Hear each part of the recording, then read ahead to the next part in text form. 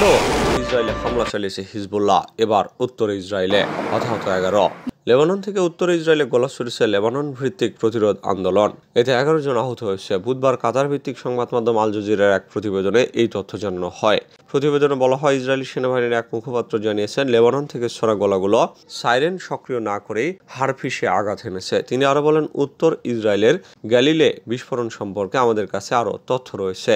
ইসরায়েলের দৈনিক পত্রিকা হারেজ জানিয়েছে, হিজবুল্লাহর ছোড়া গোলায় হারফিস শহরের অন্তত 11 ইসরায়েলি আহত হয়েছেন। এদিকে যুদ্ধবিরতির যে কোনো প্রস্তাবে ইতিবাচক সাড়া দেবে হামাস। বুধবার হামাস প্রধান ইসমাইল হানিয়া এক বিবৃতিতে এই ঘোষণা দেন। আল জাজিরা খবরে বলা হয়েছে, হামাস বলেছে যে যুদ্ধবিরতি, গাজা থেকে ইসরায়েলের সম্পূর্ণ প্রত্যাহার এবং ইসরায়েলি বন্দী এবং ফিলিস্তিনি বন্দীদের অদল বদল চুক্তির উপর ভিত্তি করে যে কোনো যুদ্ধবিরতির প্রস্তাবের সাথে তারা ইতিবাচক সাড়া দেবে। That Israeli Prime Minister Benjamin নেতানিয়াহুকে গ্রেপ্তারের আবেদন করায় আইসিসির উপর প্রতিশোধ নিতে নিষেধাজ্ঞা আরোপে বিল পাস যুক্তরাষ্ট্রের। ইসরায়েলের প্রধানমন্ত্রী বেনিয়ামিন নেতানিয়াহু এবং দেশটির প্রতিরক্ষা মন্ত্রী ইয়োভ গ্যালান্টের বিরুদ্ধে গ্রেপ্তারি পরোয়ানা জারির আবেদন করায় আন্তর্জাতিক অপরাধ আদালতের উপর নিষেধাজ্ঞা আরোপের বিষয়ে একটি প্রতীকী বিলে মঙ্গলবার ভোট দিয়েছেন মার্কিন প্রতিনিধি পরিষদের সদস্যরা। মার্কিন কংগ্রেসের নিম্নকক্ষ প্রতিনিধি পরিষদ রিপাবলিকান সংখ্যাগরিষ্ঠ। গতকাল এই সংক্রান্ত একটি বিলে প্রতিনিধি পরিষদের প্রায় সব রিপাবলিকান সদস্য ভোট দেন। ডেমোক্র্যাটদের 1/5 সদস্য বিলের পক্ষে ভোট দেন। ওই বিলে ওই গ্রেপ্তারি পরোয়ানা সংক্রান্ত ইস্যুতে জড়িত আইসিসি কর্মকর্তাদের যুক্তরাষ্ট্রে প্রবেশে বাধা দেওয়া, তাদের ভিসা বাতিল করা এবং যুক্তরাষ্ট্রে তাদের সম্পদ হস্তান্তরে বিধিনিষেধ আরোপের কথা বলা হয়েছে। ওই বিলকে একটি বাড়তি হিসেবে বিবেচনা করা হচ্ছে। যদিও সম্ভবত ডেমোক্র্যাট নিয়ন্ত্রিত সিনেটে বিলটি অনুমোদিত হবে না, তবে যদি সেখানে অনুমোদন পেয়ে যায় তবে প্রেসিডেন্ট জো বাইডেন তাতে ভেটো দিতে পারেন। কেননা বাইডেন আগেই বলেছেন তিনি দৃঢ়ভাবে ওই বিলের বিরোধিতা করেন। প্রসঙ্গত, গত 20 মে আইসিসির প্রধান কৌঁসুলি করিম খান ইসরায়েল ও হামাসের শীর্ষ নেতাদের বিরুদ্ধে এই গ্রেপ্তারি পরোয়ানা জারির আবেদন করেন। বঙ্গোপসাগরে বিমান ঘাঁটি এবং খ্রিস্টান রাষ্ট্র ইস্যুতে কি বলছে যুক্তরাষ্ট্র? বঙ্গোপসাগরে বিমান ঘাঁটি তৈরি এবং বাংলাদেশ এবং মিয়ানমারের অংশবিশেষ নিয়ে নতুন একটি খ্রিস্টান রাষ্ট্র প্রতিষ্ঠার চক্রান্তের বিষয় নিয়ে প্রতিক্রিয়া জানিয়েছে যুক্তরাষ্ট্র। দেশটি বলছে, অভিযোগের ইঙ্গিত সুস্পষ্ট নয়। স্থানীয় সময় 4 জুন মার্কিন পররাষ্ট্র দপ্তরের নিয়মিত প্রেস ব্রিফিংয়ে এক প্রশ্নের জবাবে এ নিয়ে কথা বলেন মুখপাত্র ম্যাথিউ মিলার। ব্রিফিংয়ে এক সাংবাদিক জানতে চান, বাংলাদেশের প্রধানমন্ত্রী শেখ হাসিনা সম্প্রতি দাবি করেছেন, একটি দেশকে বঙ্গোপসাগরে বিমান ঘাঁটি করতে দিলে কোনো ঝামেলা ছাড়াই আবারও ক্ষমতায় থাকতে পারবেন বলে প্রস্তাব দিয়েছিলেন সাদা চামড়ার একজন। তিনি আরও অভিযোগ করেছেন, বঙ্গোপসাগরে ঘাঁটি বানিয়ে বাংলাদেশ ও মিয়ানমারের একটি অংশ নিয়ে পূর্ব তিমুরের মতো খ্রিস্টান দেশ বানানোর চক্রান্ত চলছে। শেখ হাসিনা কি এইসব অভিযোগের তীর যুক্তরাষ্ট্রের দিকেই ছুড়ছেন? জবাবে মিলার বলেন, আমি ঠিক নিশ্চিত নই যে এই মন্তব্যগুলো কাকে উদ্দেশ্য করে করা হয়েছে। যদি মার্কিন যুক্তরাষ্ট্রকে ইঙ্গিত করে বলা হয়ে থাকে, সেক্ষেত্রে আমি শুধু বলবো এই অভিযোগ সঠিক নয়। উল্লেখ্য, গত 23 মে প্রধানমন্ত্রীর সরকারি বাসভবন গণভবনে 14 দলীয় জোটের এক বৈঠকে যুক্তরাষ্ট্রকে ইঙ্গিত করে প্রধানমন্ত্রী শেখ হাসিনা বলেন, গ্যাস বিক্রির চুক্তিতে রাজি হয়নি। শক্তিশালী দেশটি সেই সিদ্ধান্তকে ভালোভাবে নেয়নি। গ্যাস বিক্রির মুচলেকা দিয়ে ক্ষমতায় বসার মতো দৈন্যতায় ছিলাম না কখনো। বাংলাদেশে এয়ারবেস বানাতে দিলে কারো কারো নির্বাচনে জিততে কোনো সমস্যা নেই, এমন প্রস্তাব দেওয়া হয়েছিল, কিন্তু রাজি হয়নি। বে অফ বেঙ্গলে তারা ঘাঁটি বানাবে। ভারত মহাসাগরে এই শান্তিপূর্ণ জায়গাটির উপর তাদের নজর। এখানে বেস বানিয়ে তারা কোথায় হামলা করতে চায়, আমি এটা করতে দিচ্ছি না বলেই খারাপ। সংকটে মোদি, অমিত শাহকে মন্ত্রিসভায় চান না শরিকরা।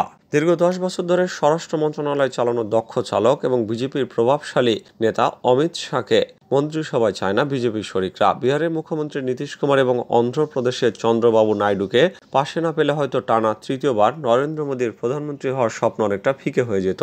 আর সেই সুযোগে এবার নিল বিজেপির নেতৃত্বাধীন জোট ইন্ডিয়ার শরিক নেতারা। অমিত শাহকে মন্ত্রিপরিষদ থেকে বাদ দেওয়ার পাশাপাশি নিজেদের মতো সবচেয়ে গুরুত্বপূর্ণ মন্ত্রণালয় চেয়ে বসেছে জোটের নেতারা। ভাগ্যিস প্রধানমন্ত্রী পদ চেয়ে বসেনি। লোকসভা নির্বাচনের পর বুধবার বিকেলে শরিকদের সঙ্গে সবচেয়ে গুরুত্বপূর্ণ বৈঠক করে বিজেপির নেতৃত্বাধীন এনডিএ জোট। ওই সভায় নরেন্দ্র মোদী বিজেপির নেতৃত্বে সরকার গঠনের বিষয়ে একমত হয়েছেন জোট নেতারা। সবাই মোদীকে সরকার গঠনে দ্রুত কাজ চালিয়ে যেতে বলেছেন বিহারের মুখ্যমন্ত্রী জনতা দল ইউনাইটেড বা জেডির নেতা নীতিশ কুমার। তাহলে সরকার গঠনে আপত্তি কোথায়? আপত্তি আসলে এখানেই। বিজেপি এককভাবে সরকার গঠনের জন্য প্রয়োজনীয় সংখ্যাগরিষ্ঠতা অর্জন করতে পারেনি, ফলে জোটের উপর নির্ভর করতে হচ্ছে প্রধানমন্ত্রী নরেন্দ্র মোদীকে। অন্যদিকে বিরোধী জোট ইন্ডিয়া জোটও পায়নি ম্যাজিক ফিগারের দেখা, ফলে বিজেপিকে যেমন জোটের শরিকদের সাথে আলোচনায় বসতে হচ্ছে, তেমনি কংগ্রেসের নেতৃত্বাধীন ইন্ডিয়া জোটও চাইছে আলোচনার মাধ্যমে 272 আসনের সেই ম্যাজিক ফিগারের বন্দোবস্ত করতে। ফলে সরকার গঠনে কিং মেকার হিসেবে দেখা দিয়েছেন তেলেগু দেশম পার্টির চন্দ্রবাবু নাইডু ও জনতা দল ইউনাইটেড বা জেডি নীতিশ কুমার। ওই দুজনের হাতে আছে 28টি আসন, আর এই সুযোগটাই কাজে লাগাচ্ছেন নীতিশ এবং নাইডু। জোটের সভায় নীতিশ এবং নাইডু দুইজনই স্পিকার পদ চেয়ে বসেছেন। স্পিকার পদ তো একটি, তাহলে জোট ধরে রাখতে কাকে ছেড়ে কাকে রাখবেন মোদী? একজন হাতছাড়া হলে ভেস্তে যাবে মোদীর টানা 3 বারের প্রধানমন্ত্রী হওয়ার স্বপ্ন, ধূলিসাৎ হয়ে যাবে ইতিহাস গড়ার স্বপ্ন। এদিকে অন্ধ্রপ্রদেশের তেলেগু দেশম পার্টির চন্দ্রবাবু নাইডুর হাতে যেহেতু 16 আসন রয়েছে, তাই তারই চাহিদাই হয়তো বেশি। তিনি মোদীর মন্ত্রিসভায় চেয়েছেন সবচেয়ে গুরুত্বপূর্ণ 3 মন্ত্রণালয়, যার মধ্যে রয়েছে প্রতিরক্ষা ও স্বরাষ্ট্র মন্ত্রণালয়ের মতো মন্ত্রণালয়। অন্যদিকে বিহারের মুখ্যমন্ত্রী জনতা দল ইউনাইটেড বা জেডি নীতিশ কুমার দাবি করে আসছেন উপপ্রধানমন্ত্রী, অর্থমন্ত্রী এবং রেলমন্ত্রীর পদ। নীতিশ যে ঝানু রাজনীতিবিদ সেটার প্রমাণ তিনি মোদীকে দেখিয়ে দিলেন। মাত্র 12টি আসনের বিপরীতে চেয়েছেন রাষ্ট্রের অতি গুরুত্বপূর্ণ এই সব পদ। ক্ষমতায় থাকার জন্য নেতানিয়াহু হামাসের সাথে যুদ্ধ দীর্ঘায়িত করতে চান, অভিযোগ বাইডেনের। মার্কিন প্রেসিডেন্ট জো বাইডেন বলেছেন, জনগণের এই কথা ভাবার সব রকমের কারণ রয়েছে যে শুধুমাত্র ক্ষমতায় থাকার জন্য নেতানিয়াহু হামাসের সাথে যুদ্ধ দীর্ঘায়িত করতে চান।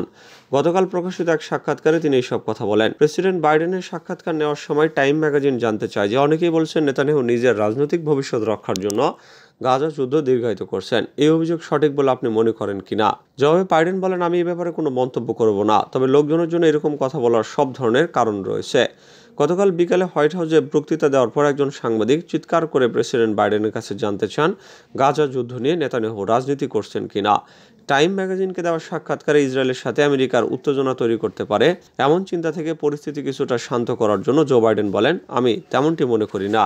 নেতানিয়াহু বড় সংকটের মধ্যে রয়েছেন, তা থেকে বেরিয়ে আসার জন্য তিনি চেষ্টা করছেন। এদিকে হামাসের হাতে বন্দী থাকা 4 ইসরায়েলি মারা গেছে বলে দখলদার সামরিক কর্তৃপক্ষ ঘোষণা দেওয়ার পর তেল আবিব এবং জেরুজালেম সহ বিভিন্ন শহরে বিশাল বিক্ষোভ মিছিল বের হয়। এইসব বিক্ষোভ মিছিল থেকে গাজায় বন্দীদের মুক্ত করার জন্য এই মুহূর্তে হামাসের সাথে চুক্তি করতে ইসরায়েল সরকারের প্রতি আহ্বান জানানো হয়েছে।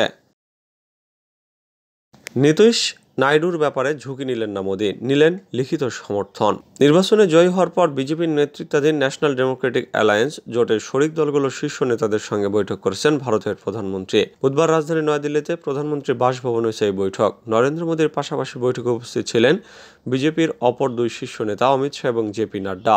বিজেপির একটি সূত্র জানিয়েছে, বৈঠকে অন্যান্য শরিকদের তুলনায় বিহারের মুখ্যমন্ত্রী নীতিশ কুমার এবং অন্ধ্রপ্রদেশের মুখ্যমন্ত্রী কে চন্দ্রবাবু নাইডুর দিকে বিশেষ মনোযোগ ছিল নরেন্দ্র মোদীর। এমনকি বৈঠকের গোটা সময় মোদীর পাশেই ছিলেন এই 2 নেতা। নির্বাচন ফলাফল প্রকাশের পরে গুঞ্জন উঠেছিল যে নীতিশ কুমার ও চন্দ্রবাবু নাইডু ইন্ডিয়া জোট ছেড়ে কংগ্রেসের নেতৃত্বাধীন ইন্ডিয়া জোটে যোগ দিচ্ছেন। জোটের সঙ্গে সম্পর্কের ক্ষেত্রে এই দুজনের যে অতীত রেকর্ড, তাতে এমন গুঞ্জন উঠলে তা ভিত্তিহীন বলে উড়িয়ে দেওয়া সম্ভব নয় বিজেপির পক্ষে। তাই এ বিষয়ে আর ঝুঁকি নেননি নরেন্দ্র মোদী। বৈঠকে নীতিশ কুমার এবং চন্দ্রবাবু নাইডু উভয়ের কাছ থেকেই লিখিত সমর্থন আদায় করেন তিনি।